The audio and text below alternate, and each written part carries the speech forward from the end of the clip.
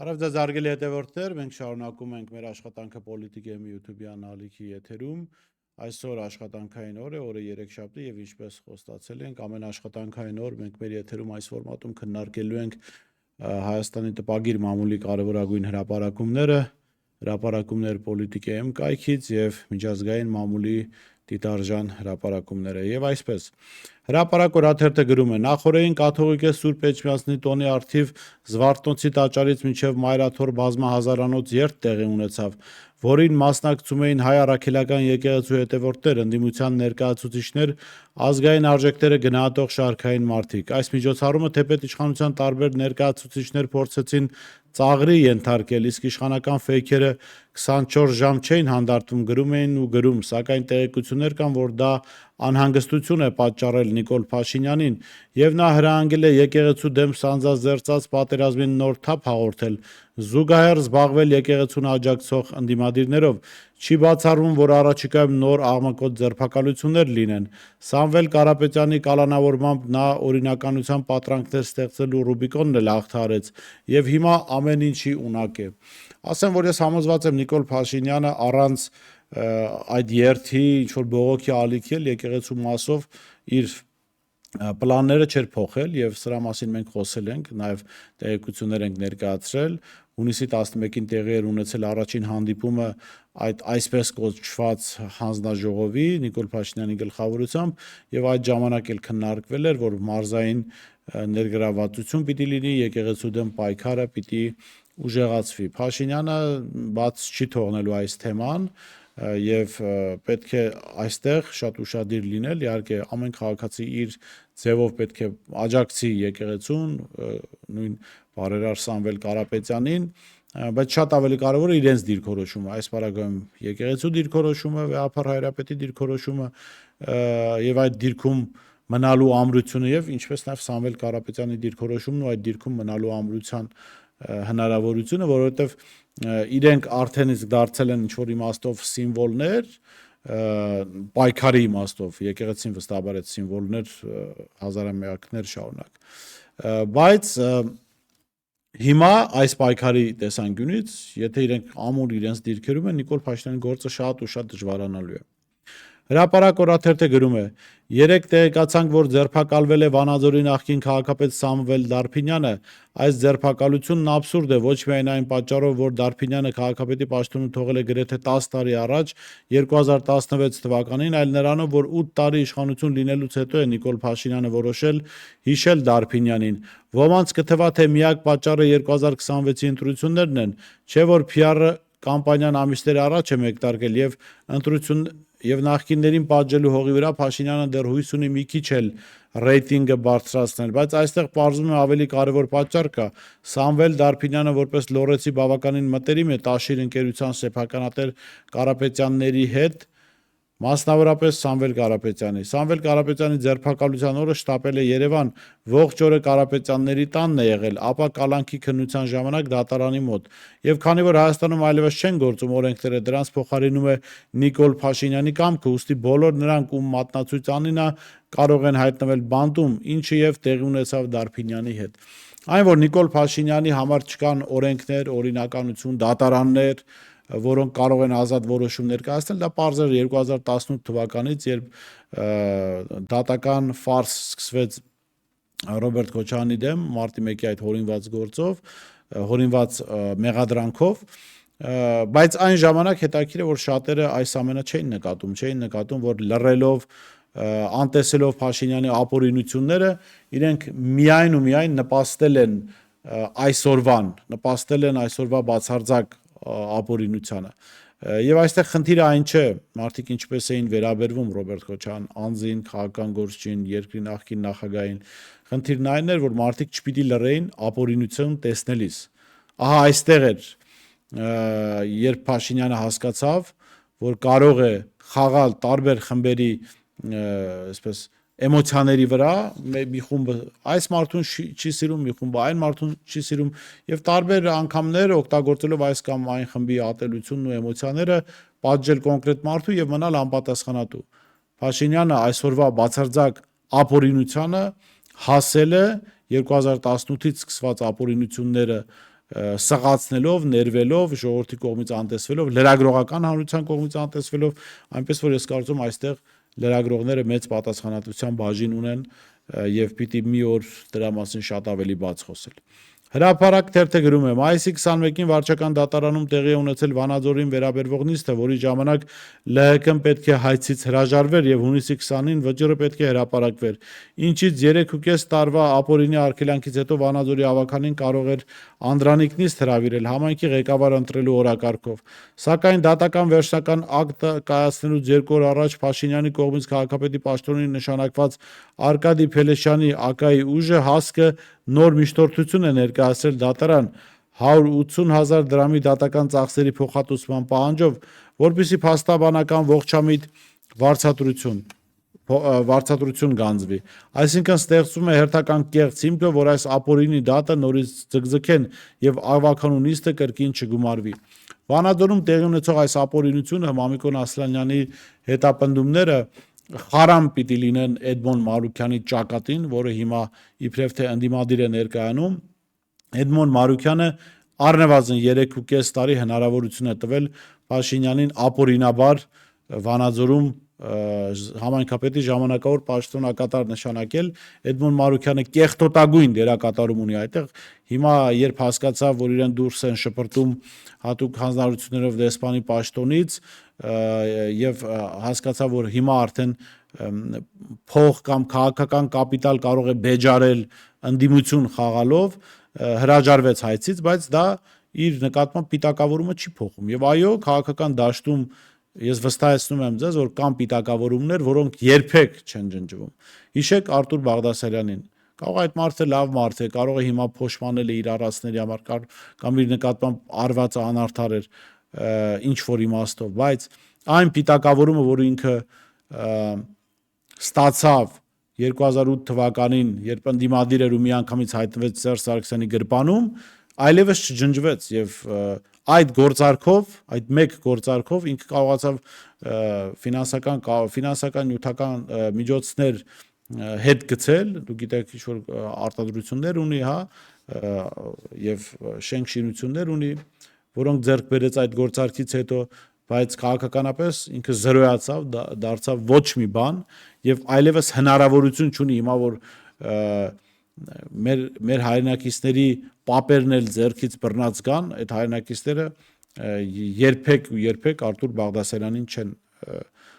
հավատա եւ այսպեսի շատ օրինակներ կան։ Էդմոն Մարուքյանը դրանցից մեկն է։ Որքան շուտ Էդմոն Մարուքյանը սա հասկանա, այնքան իր համար լավ։ Որքան շուտ հասկանա, որ քաղաքականապես ինքը սպառված է, այլևս հնարավոր չէ վերակենդանանալ, վերադառնա իր փաստաբանությանը, գուցե որպես իրավաբան հարցազրույցներ տա, ժամանակին, երբ Արտուր Սահակունցի հետ էր աշխատում, տրանսգենդերների իրավունքների պաշտպանությամբ էր զբաղվում, գուցե այդ գործի վրա լավ ֆինանսական միջոցներ ապավի, հատկապես հիմա տրանսգենդերները Հայաստանում իշխանության ներսում ամուր դիրքեր ունեն, այս իմաստով կարող է որպես տրանսգենդերների իրավունքների պաշտպան, այսպես հարմար դիրք զբաղեցնել, քաղաքական գործիչ մոռացեք, Էդմոն Մարուքյանը գոյություն չունի այլևս։ Եվ սա շատ լավ է, որ քաղաքական դաշտում կան նման օրինակներ, որոնց մենք կարող ենք ցույց տալ երիտասարդ քաղաքական գործիչներին եւ ասել, ահա թե ինչ կլինի ձեզ հետ, եթե դուք գնաք ստորագույն գործարքների ձեր համոզմունքներին դեմ կամ ձեր կողմից հռչակված համոզմունքների դեմ։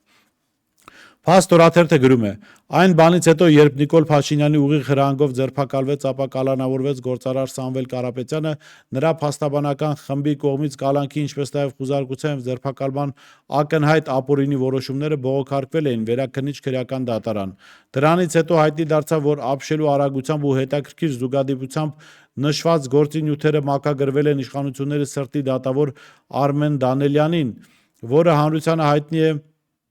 քաղաքական մի շարք գործերով եւ բոլոր այդ գործերով կալանքի միշտորթությունները բավարարելով։ 3 Սամվել Կարապետյանի փաստաբանները հայտարարեցին, որ օրենքով սահմանված կարգով հետ են վերցնում ներկայացված վերաքննիչ բողոքը, քանի որ այդ դատավորը տասնյակ տարիներ ամենից ցածր վարկանիշ ունեցող դատավորն է, ամենից հաճախ բացարկի ենթարկված դատավորն է, ում նկատմամբ արդարադատության ընկալումը բացակայում է։ Ողջունելի է Սամվել Կարապետյանի փաստաբանական խմբի այս որոշումը, որովհետև դժվար է հավատալ, որ այս դեպքում, ասենք տասնյակ գործերով նա սպասարկել է իշխանություններին, այս դեպքով հանկարծ կարող է օբյեկտիվ որոշում կայացնել։ Հրապարակ թերթը գրում է. Երևանի ավականու այսօրվա նիստը բազմահարց է լինելու։ Մենք տեղեկացանք, որ նիստում քննարկվելու է հանրային ձայն խմբակցության անդամ Արտակ Գալստյանին Երևանի քաղաքի ավականու անդամի լիազորությունները վաղաժամկետ դադարեցնելու հարցը։ Հանրային ձայն խմբակցությունից Վահան Ավագյանը հաստատեց, ասելով, որ այն հունիսի 23-ին իրավական հանձնաժողովում քննվել է եւ ստացել բացասական եզրակացություն։ Ավագյանը փոխանցեց, որ նախագծի հեղինակը ազգային առաջընթացից Հայկ Գրիգորյանն է, հիմքում այն է դրել, որ Գալստյանն ավականու նիստերին չի մասնակցում։ Մինչդեռ Ավագյանը հանձնաժողովի նիստում պարզաբանել է, որ Գալստյանը տնային կալանքի տակ է, չներկայանալն իրենով չէ պայմանավորված։ Իհարկե, անարդար է, որ մարդու նկատմամբ նման որոշում է կայացվում, բայց ես հիշեցնեմ այս մարդկանց սրիկայական մասնակցությամբ իր թիմակիցների Երևանում թանկացավ տրանսպորտը, կարմիր գների սակագները եւ առաջին հերթին քաղաքապետ կարողացավ դառնալ Տիգրան Ավինյանը։ Այսինքն ինչից են այս մարդիկ դժգոհում։ Դժգոհում են, որ իրենք սրիկայությունների մասնակից են եղել եւ հիմա նույն սրիկայության զոհն են դառնում։ Կարծում եմ դժգոհելու տեղ չունեն։ Հրապարակ թերթը գրում է. ՔՊ-ում քննարկում են երբեմնի անաչառ իրավապաշտպան Հերիկնաց Տիգրանյանի առաջադրումը որպես ՔՊ վարչության անդամի թեկնածու, ոմանք կարծել են, որ նա հոգու խորքում հայտնի չէ ամենօրյա ռեժիմի մարդու կոպիտ ոտնահարումների հետ, հաշտ չէ, որոնց դեմ նախկինում պայքարում էր, բայց արի ուտես նա ոչ միայն հաշտ է, այլև ուզում է իշխանության վերին էշելոնի մաս կազմել, որն առաջինն է տեղականում բռնապետի կայացած որոշումների մասին եւ մասնակցում է այդ անօրինական որոշումների կայացմանը։ Խոսում են նաև, որ ՔՊ ընտրիչների մեծ մասը Հերիկնազին չի ճանաչում, սակայն Փաշինյանի ուղղորդմամբ նրան կընտրեն։ Հրապարակ թերթը գրում է. շաբաթ օրը տեղի ունեցավ Գյումրու քաղաքապետ Վարդան Ղուկասյանի դստեր հարսանիքը, միջոցառումն անցկացվել է աննախադեպ համեստ պայմաններում, ամենամոտ հարազատներն են միայն ներկա գտնվել։ Սա եղել է հարսնացուի ցանկությունը առանց ավելորդ աղմուկի ճոխությունների մինի խնջույք ունենալ։ Անգամ Գյումրիում քչերն են իմացել, որ Վարդանիկի աղջկա հարսանիքն է։ Հիշեցնենք տարիներ առաջ Ղուկասյանի դստեր Մանյայի նշանադրության օրը նրա փեսացուին սպանած գտան։ Դեպքը տեղի էր ունեցել 2012 թվականի ապրիլի 12-ին, երբ Վարդան Ղուկասյանը դեռ Գյումրու քաղաքապետն էր։ Ժողովուրդ օրաթերթը գրում է. Օրաթերթը տեղեկացավ, որ ծառայողական հետապնդման երթական աղմկալի դրսևորումն է եղել Բրյուսովի անվան պետական համալսարանում։ Բանն այն է, որ Վալերի Բրյուսովի անվան պետական համալսարանը կրկին հայտնվել է ուշադրության կենտրոնում։ Այս անգամ հերթական ծառայողական հետապնդման դեպքի պատճառով ակադեմիական կառույցի ներսում արձանագրվել է մի իրավիճակ, որ վկայում է իշխանական լծակների չարաշահման եւ բարեհոգեբանական ճնշման կիրառման մասին, ակադեմիական միջավայրին անհարիր ոճով։ Օրաթերթը տեղեկացավ, որ համալսարանի ամբիոններից մեկի վարիչը ենթարկվել է կարգապահական տուժի միայն այն պատճառով, որ չի կանգնել ոտքի իրավաբանորեն ձևակերպված անհարգալից վերաբերմունքի համար, երբ բուի պրոռեկտորները ներս են մտել։ Սա եւս հետաքրքիր ու զավեշտալի իրավիճակ է, այս մարդիկ պրոռեկտորները, ռեկտորները երկար ժամանակ խոսում են ժողովրդավարությունից, ինչ-որ եվրոպական արժեքներից, բայց փաստորեն իրենց ներսում փոքրիկ բռնապետիկներ, Սադամ Հուսեյնիկներ են այսպես թաքնված եւ կարող են մարդկանց ուղղակի հետապնդել միայն նրա համար, որ իրենց ներս մտնելիս ոտքի չեն կանգնել։ Ժողովուրդ օրաթերթը գրում է. Օրաթերթի լավատեղյակ աղբյուրները փոխանցում են, որ այս տարվա հունիսի սկզբին ՀՀ կառավարության շենքի դիմաց սկանդալային բախում է եղել 2020 թվականի պատերազմի հետևանքով անհետ կորած զինծառայողների ծնողներից մի քանիսը բռնել են առողջապահության նախկին նախարար Արսեն Թորոսյանի օձիքից։ Ինչից է սկսվել պատմությունը։ Օրաթերթին հայտնի դարձավ, որ երբ այս տարվա հունիսի սկզբին Նիկոլ Փաշինյանն ընդունել է անհետ կորած եւ բռնի անհետացած զինծառայողների ծնողներին, հերթական անգամ վստահեցրել է, որ ամեն ինչ արվում է երեխաների որոնման եւ վերադարձի համար, սակայն ծնողները դժգոհ են մնացել, քանի որ որևէ շոշափելի արդյունք չկա զինծառայողների որոնողական աշխատանքների մասով։ Այս դժգոհության ֆոնին կառավարության դիմաց տեսնելով շենքից դուրս եկող ԱԺ առողջապահության հանձնաժողովի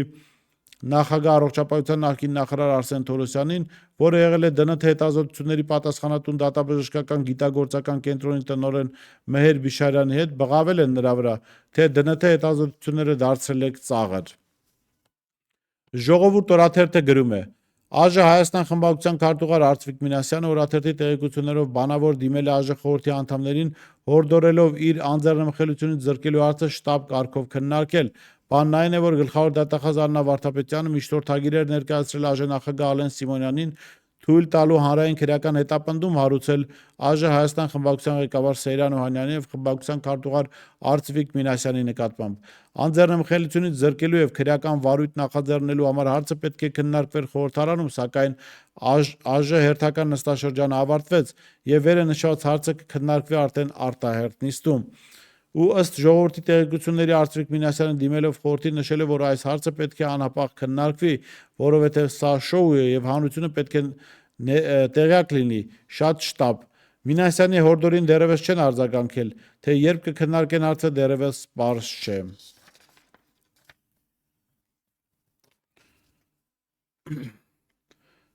Այս պայն առաջարկում եմ գովազդային դադար, կվերադառնանք տաղավար, մի կարևոր կարճ հրապարակում եւ կընթերցենք պոլիտիկեմի հրապարակումը։ Իսկ դու արդեն որոշել ես, թե որ երկրներ պիտի այցելես 2025 թվականին։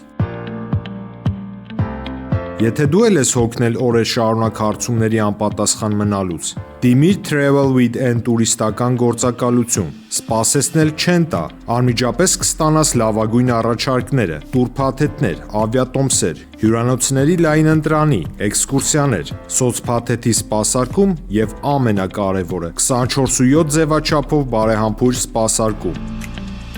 Travel with N 095 89 20 48 Վերադարձանք տաղավար եւ ընթերցեմ հրապարակ օրաթերթից մի կարճ հոդված, որն առնչվում է մեր գործունեությանը։ Պոլիտիկեմի քաղաքի խմբագիր Բորիս Մուրազին դատի է տվել Նիկոլ Փաշինյանի կնոջ Աննա Հակոբյանին, պահանջում է, որ նա հերքի իր տարածած զրպարտչական կեղծ տեղեկությունները, ներողություն խնդրի եւ վճարի 2 միլիոն դրամ։ Ասեմ, որ հաստատել եմ հրապարակ օրաթերթի հետ այս տեղեկատվությունը, դատական հայց եմ ներկայացրել Աննա Հակոբյանի դեմ, պահանջել եմ 2 միլիոն դրամ, ինչպես նաև իր կողմից սեռաշեղված զրպարտության հերքում, հետևողական լինելու այս գործում, կարծում եմ օրս նաև առանձին մի վիդեո անդրադարձ կկատարեմ թեմային, որովհետև ունեմ նաև լավ հետաքրքիր առաջարկ, այդ գումարը նաև ծախսելու դրա քաղաքացիների օգնությամբ եւ այդ գումարի ներդրմամբ Հայաստանում մենք պիտի ունենանք Փաշինյանի եւ Աննա Հակոբյանի պատկերով անարժանապատվության, ստորաքարշության եւ հայրենադավության արձան եւ այդ արձանը պետք է լինի այն վայրերից մեկը, որտեղ քաղաքացիները կգան, կհիշեն, թե ինչ է տեղի ունեցել Հայաստանի հետ, Հայաստանը ինչպիսի անարժանապատվության ժամանակաշրջան է ունեցել եւ հնարավորության դեպքում կստորացնեն Հայաստանի անարժանապատվության եւ հայրենադավության այդ սիմվոլները։ Եվ այսպես պոլիտիկայի հրապարակումը։ Հունիսի 20-ին Հայաստանի վարչապետի պաշտոնը զբաղեցնող Նիկոլ Փաշինյանը այցելել էր Ստամբուլ եւ հանդիպել Թուրքիայի նախագահ Ռեջեփ Թայիպ Էրդողանի հետ։ Փաշինյան-Էրդողան հանդիպման մանրամասները հանրությանը հայտնի չդարձան, քանի որ իշխանությունները որևէ բովանդակային հաղորդագրություն չտարածեցին։ Սակայն հանդիպումից հետո հայ համայնքի հետ Փաշինյանի քննարկումը ցուցադրեց այն օրակարգը, որի համար նա մեկնել էր Թուրքիա։ Փաշինյանը խոսելով Թուրքիայի աշխարհաքաղաքական երազանքի Թուրանի ծրագրի մասին հայտարարել է. «Ասում ենք վայ, ուզում են Թուրան։ Իսկ մեզ համար դա ինչ է ենթադրում, ուզում են Հայաստանի տարածքով գան, թող գան, վատ է դա», ասել էր Փաշինյանը։ Փաշինյանն իհարկե իրեն գժի տեղ է դնում եւ ձևացնում է, թե չի հասկանում, թե ինչի մասին է խոսքը, բայց անգամ տառաճանաչ մարդը գիտի, որ Թուրանի ծրագրի կյանքի կոչման եւ երկարաժամկետ գոյության պայմանը այն է, որ Հայաստանը դադարի որպես անկախ պետություն գոյություն ունենալ, կամ լավագույն դեպքում դառնա մարիոնետային կառույց թուրքական ազդեցության տակ։ Թուրանը աշխարհաքաղաքական մեգանախագիծ է, որն ուղղված է Ռուսաստանի, Իրանի եւ Չինաստանի դեմ։ Թուրքերը ոչ թե պարզապես ուզում են մեր տարածքով գնալ, ինչպես պնդում է Փաշինյանը, այլ ձգտում են ունենալ ցամաքային կապով միավորված ամբողջական թուրքական աշխարհ։ Այդ աշխարհում Հայաստանը որևէ կերպ տեղ չունի։ Այս հայտարարությամբ Փաշինյանը փաստացի հրապարակային կերպով ընդունեց Թուրքիայի շահերի դեսպանի կարգավիճակը, այնուհետև նա կարող է համարվել ոչ թե Հայաստանի վարչապետ, այլ Թուրքիայի հպատակ, այլ կերպ ասած, Փաշինյանը Ստամբուլում թուրքական անձնագիր ստացավ։ Սա ուղղակի մեսիջ է բոլոր նրանց, ովքեր դեռ հույս ունեն, թե Փաշինյանի թրքասիրությունը ձևական է ու միտված է Հայաստանի վտանգներից հեռացման։ Իրականությունն այն է, որ Փաշինյանը հանձնում է Հայաստանը իշահ թուրքական աշխարհի ճանապարհային քարտեզի։ Հետգրություն. Վերջերս ԿՊԱ-ները իրենց էջերում տեղադրում էին քաղաքացիների կյանքը դժվարացնող որոշումների հիմնավորումները, որոնք ըստ իրենց տվել է ChatGPT-ին։ Իրենց մոտեցումը պահելով մենք էլ դիմեցինք ChatGPT-ին ու հարցրեցինք. ինչպես կբնութագրի Հայաստանի այն ղեկավարին, որն ասում է, թե Թուրանը մեզ համար խնդիր չէ։ Արհեստական բանականության պատասխանը հետևյալն էր. Թուրանը բացահայտ կերպով հակահայ աշխարհաքաղաքական ծրագիր է, որի առանցքում ընկած է Հայաստանի մեկուսացումը, ճնշումը, անգամ վերացումը որպես խոչընդոտ թուրքական աշխարհի ցամաքային կապի ճանապարհին։ Նման ղեկավարը վտանգ է ներկայացնում Հայաստանի համար ոչ պակաս, քան ինքը Թուրանի ծրագիրը։ Ոչ միայն չի կարող լինել ազգային ղեկավար, այլև պետք է պատասխանատվության ենթարկվի հայոց պետականության նկատմամբ դավաճանության հիմքով։ Ահա թե ինչ է ասում ChatGPT-ն Նիկոլ Փաշինյանի մասին։ Միջազգային լուրերին անցնենք եւ ամփոփենք մեր այսօրվա եթերը։ Իսրայելի պաշտպանության նախարարությունը հայտնել է, որ քիչ առաջ Իրանից հրթիռներ են արձակվել Իսրայելի տարածքի ուղղությամբ։ Ես հրամայել եմ արձագանքել Իրանի կողմից հրադադարի խախտումներին։ Թեհրանի կենտրոնում գտնվող կառավարական թիրախների դեմ բարձր ինտենսիվությամբ հարվածներ հասցնելով հայտարարել է Իսրայելի վարչապետ Իսրայելի պաշտպանության նախարար Իսրայել Կացը։ Բնական է, որ Ռուսաստանը որպես Իրանի հետ երկարամյա բարեկամական հարաբերություններ ունեցող երկիր այս կարևորագույն ժամանակահատվածում զբաղեցնում է հատուկ դիրք, այս մասին ասել է Իրանի արտաքին գործերի նախարարության ներկայացուցիչ Էսմայիլ Բաղային, պատասխանելով Իսրայելի եւ Միացյալ Նահանգների հետ հակամարտության համատեքստում Մոսկվայից ունեցած սպասումների վերաբերյալ Թեհրանի դիրքորոշման վերաբերյալ հարցին, հաղորդում է ԻՌՆԱ գործակալությունը։